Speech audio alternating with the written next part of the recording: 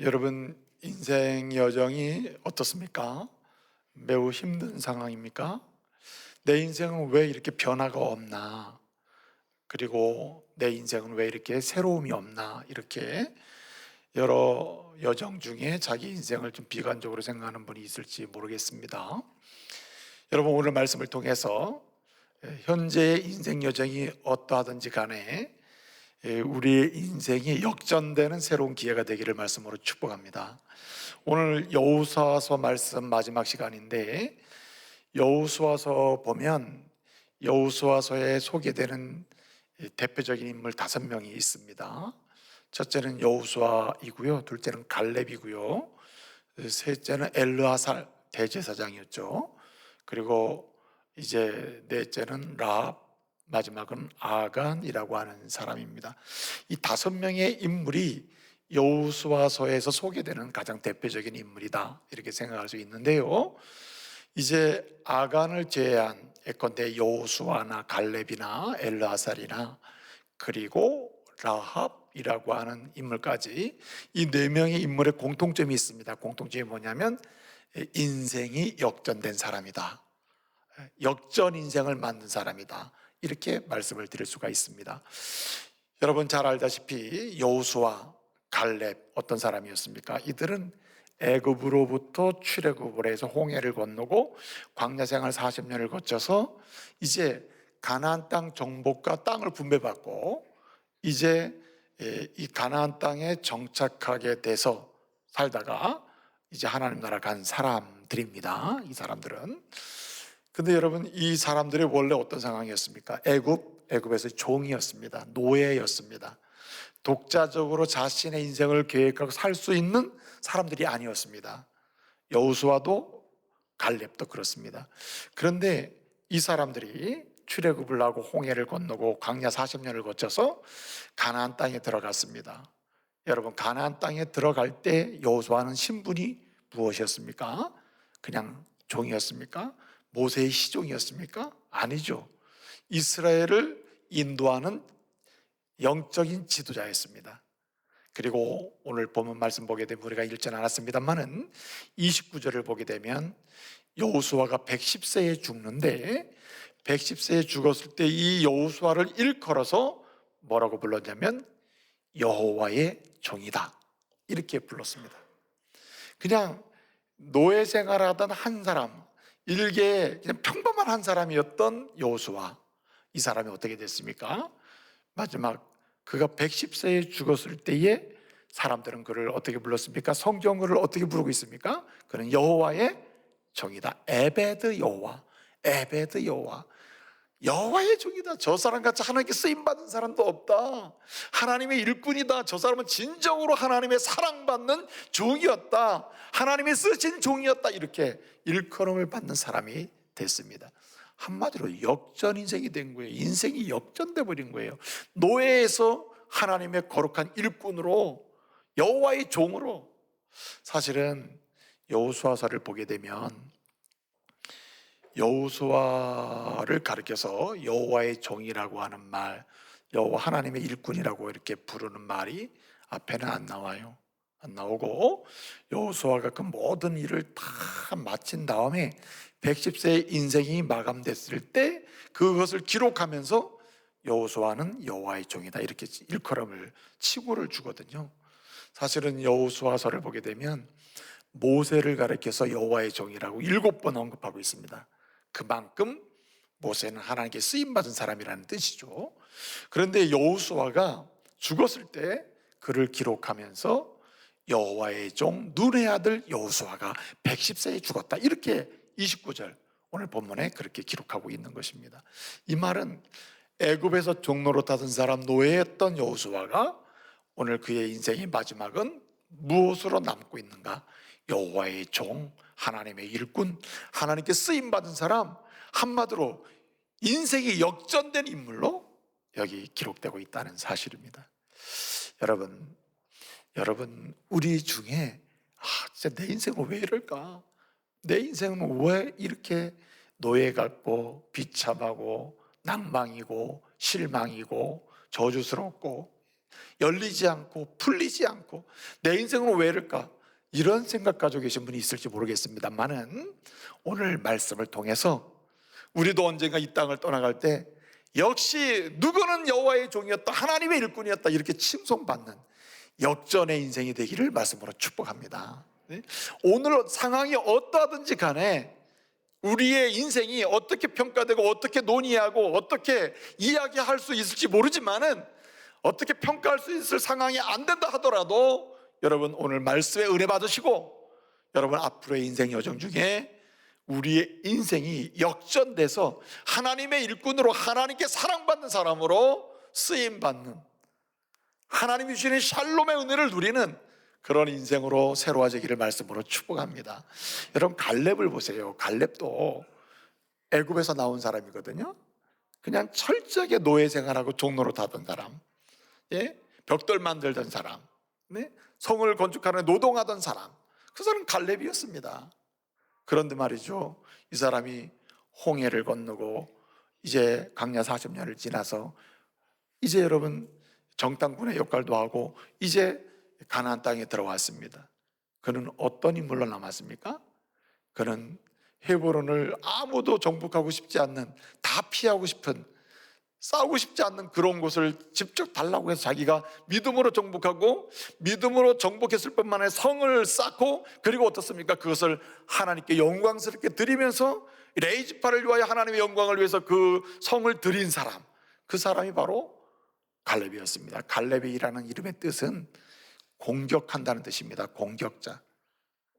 과거 같았으면 자기 살기 위해서 공격하고 자기의 이익을 위해서 공격하던 사람인데 그는 인생이 바뀌었어요. 어떻게 바뀌었습니까? 하나님의 영광을 위해서라면, 주의 뜻을 위해서라면 그는 두려움 없이 공격하고 도전하며 산 사람, 그래서 인생이 역전된 사람, 그 사람이 바로 갈렙이었습니다.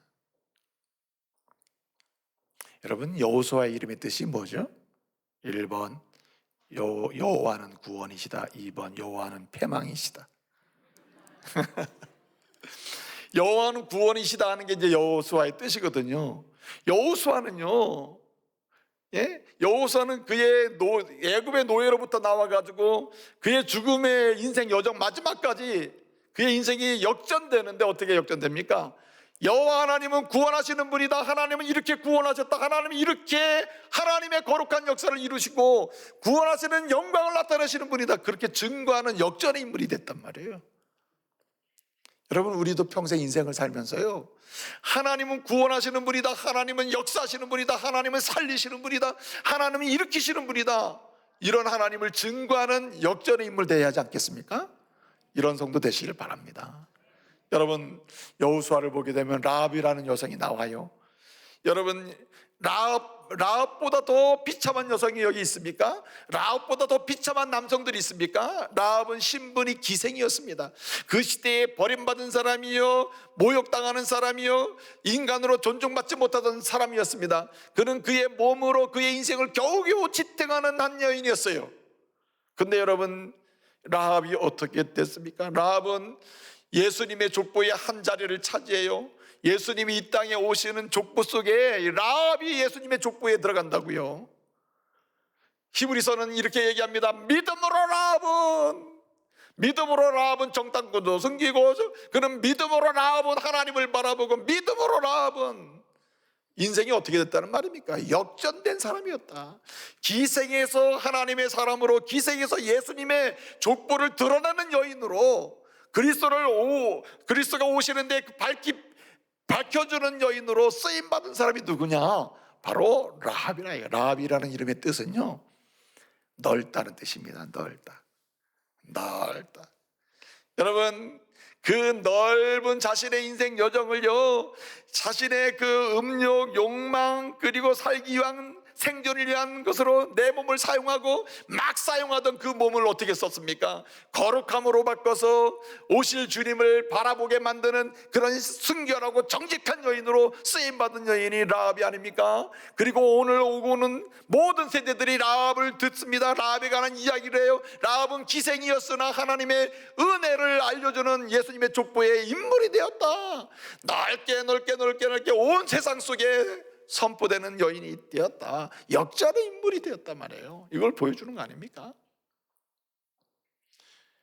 여러분, 여호수아와 함께 가나안 땅을 정복하고요, 그리고 여호수아와 함께 땅을 분배하고 그리고 정착하는 모든 일에 헌신하는 사람이 대제사장, 아론의 아들 중에 아론 다음에 2대 대제사장이 엘르아살인데, 엘르아살이 여호수아를 도와서 2대 대제사장으로서 역할을 했습니다.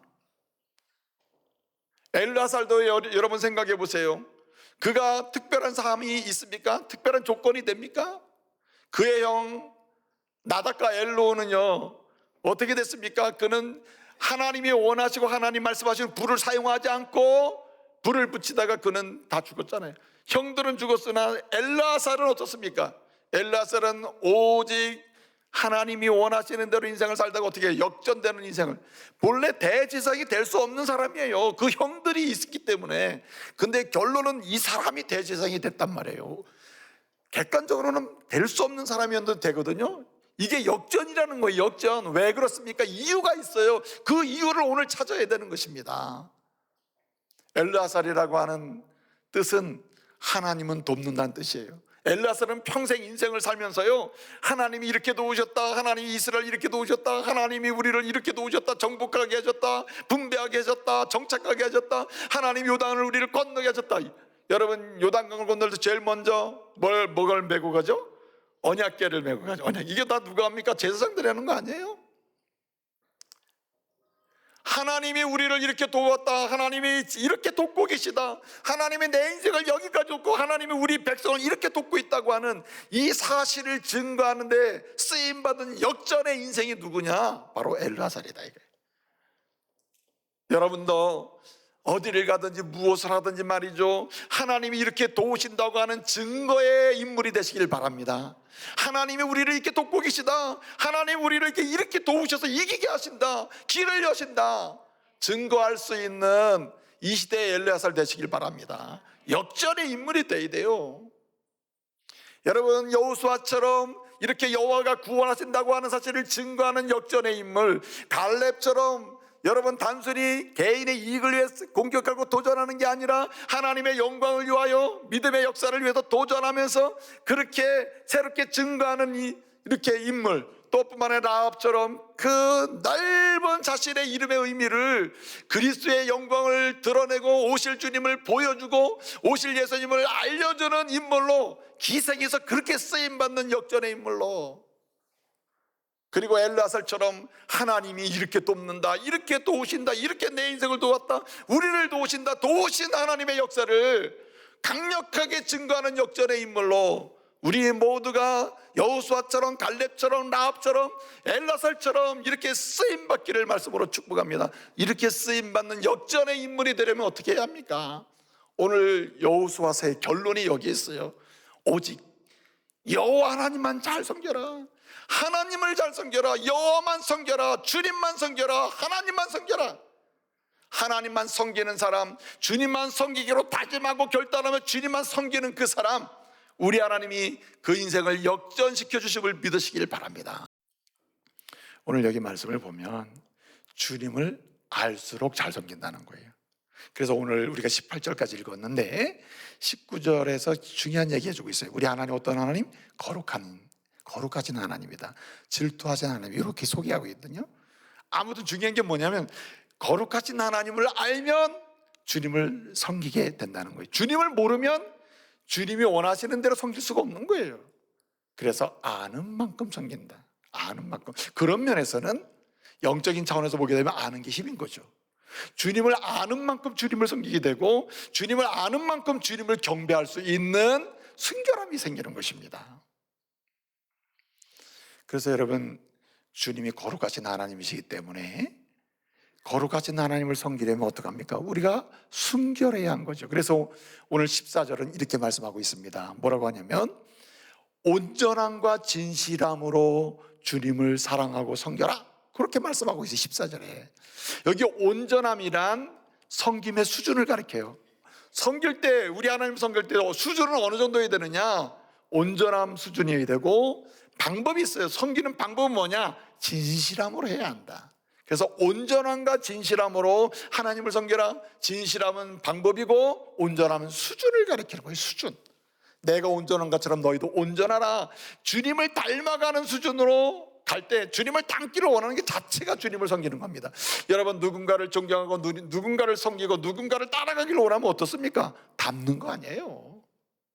그래서 온전함과 진실함을 할 때 이 온전함은 14절의 온전함은 섬김의 수준, 진실함은 섬김의 방법을 알려주는 거예요.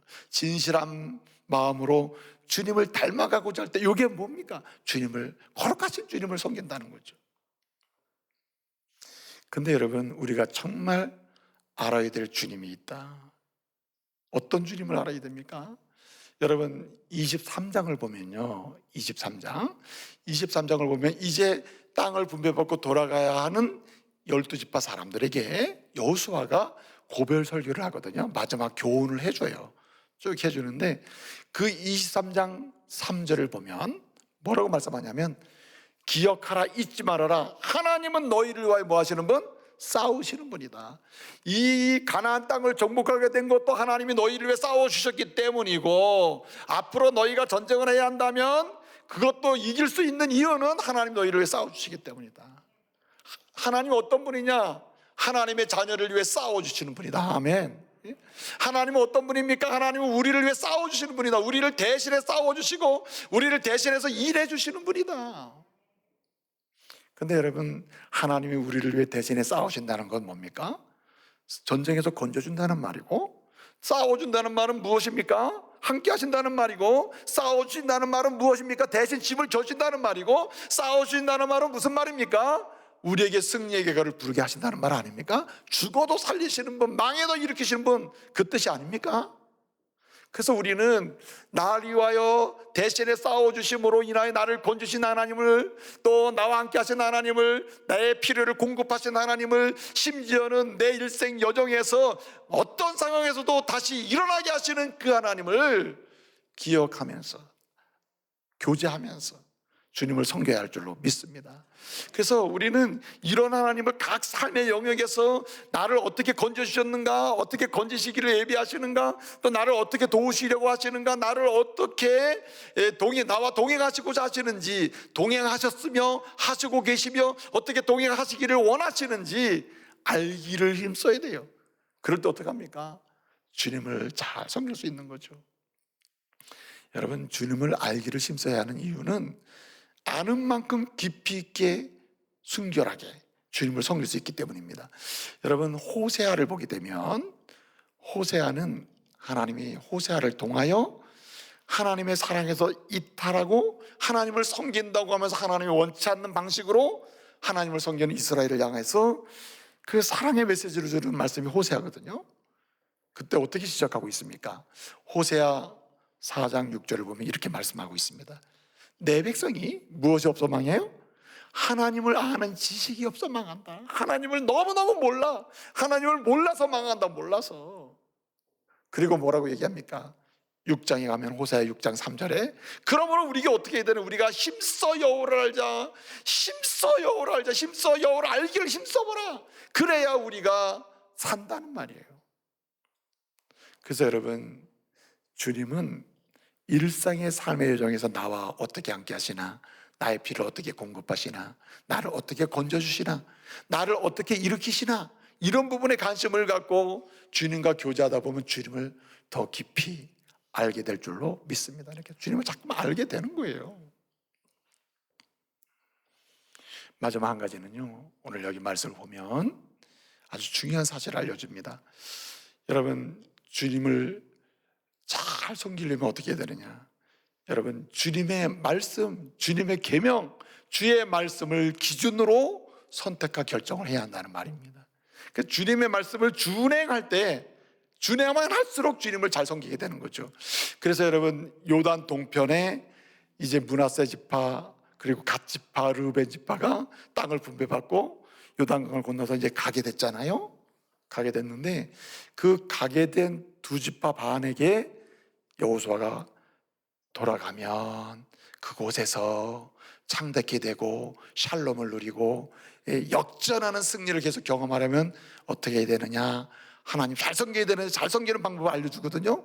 그게 22장 5절 이하의 말씀이 나옵니다. 22장이 나오거든요. 22장 5절에 뭐라고 얘기합니까? 여호수아가 그 요단강을 건너가는 가야 될 그 사람들을 얘기합니다. 너희가 여호와 하나님을 잘 섬기는 방법은 무엇인가? 이걸 기억해라. 이렇게 얘기합니다. 너희는 하나님이 명령한, 모세를 통해 명령한 그 명령과 율법을 행해서 하나님을 사랑하고, 그리고 여호와의 계명을 지켜서 하나님과 친근하게 지내고, 그리고 또 뭐라 합니까? 마음을 다하여 성품을 다해서 주님을 섬겨라. 이렇게 얘기합니다. 요점이 뭡니까? 하나님의 말씀을 기준으로 해서, 그 말씀을 기준으로 선택하고 결정을 하라는 말 아닙니까? 하나님의 말씀을 지키기를 소원하면서, 그 말씀대로 가기를 소원하면서, 그 말씀을 기준으로 해서 어떤 선택과 결정을 해나갈 때에 이것을 주님이 기뻐하신다는 말입니다. 그래서 여러분 23장 6절에서도 이제 이스라엘 모든 지파에게 마지막으로 하는 말씀 중에 하나가 뭡니까? 이렇게 얘기해요. 너희는 모세를 통해서 주신 이 모세의 율법책에 기록된 그 말씀을 다 지켜 행해라. 그러면서 뭐라 합니까? 좌로나 우로나 뭐 하지 말라? 절대 치우치지 말라. 그 말씀을 기준으로 지키는 가운데 어떤 일이든 어떤 선택이든 어떤 상황이든 선택할 결정을 해나가라고 말을 하고 있는 것입니다. 여러분, 그 미타니 야스쿠라고 하는 사람이 있었습니다. 이 사람은 일본의 회사 중에 가네보라고 하는 유명한 회사가 있는데, 이 회사를 아주 약한 회사를 크게 부흥시킨 CEO였습니다. 이 사람은 원래 신실한 크리스찬인데 아주 성실한 크리스찬, 정말 하나님을 정말 사랑하는 크리스찬이었거든요. 근데 이 사람이 책을 썼어요. 그 책 제목이 뭐냐면 역전 인생이라는 책을 썼어요. 내 인생은 역전됐다, 내 인생을 봐라, 뭐 그런 간증책이거든요. 그 책을 통해서 보게 되면 그냥 평범한 사람이었다. 자기는 평범하게 그지없는 사람이다. 어쩌면은 가진 것 없는 사람. 근데 내 인생이 어떻게 이렇게 역전됐는가? 많은 사람에게 감동을 주고, 그리고 영향력을 행사하고, 그리고 기업으로 따지면 유명한 CEO의 역할도 하고, 이런 사람이 됐느냐, 그런 관점에서 글을 쓴 거예요. 그래서 내 인생이 어떻게 역전이 됐는가 책을 썼는데, 핵심은 뭐냐면 중요한 순간순간마다 자기는 말씀을 따라서 하나님 편에 섰다는 거예요. 하나님 편에. 때로는 막 손해볼 것 같아서 내가 원하는 편에 서고자 하는 마음이 생길 수도 있지만, 그때조차도 하나님 편에 섰다는 거예요. 한마디로 말씀대로 갔다는 것입니다. 그랬더니 어떻게 됐다는 거예요? 인생이 역전됐다는 거죠. 사랑하는 성도 여러분, 저 여러분의 인생이 지금 어떠하든지 간에 여러분 여호와만 섬기고 여호와만 의지하는 그러한 말씀에 순종하는 사람으로 가게 되면 반드시 여호수아처럼 여호와의 구원을 선포하고, 갈렙처럼 믿음의 도전을 할 수 있으며, 라합처럼 그리스도의 영광을 선포할 수 있고, 그리고 심지어 엘르아슬처럼 하나님이 어떻게 도우시는지를 증거할 수 있는 역전의 인생이 될 줄로 믿습니다. 여러분 오늘 말씀 꼭 기억하시고요, 다시 한번 하나님을 더 잘 섬기기를 소원하며 섬기는 자리를 찾아가서 그 자리를 지키며 전심으로 주님을 섬기시다가 역전의 인생을 경험하고, 역전의 가정을 경험하고, 역전의 공동체의 은혜를 체험하는 은혜가 있기를 말씀으로 축복합니다.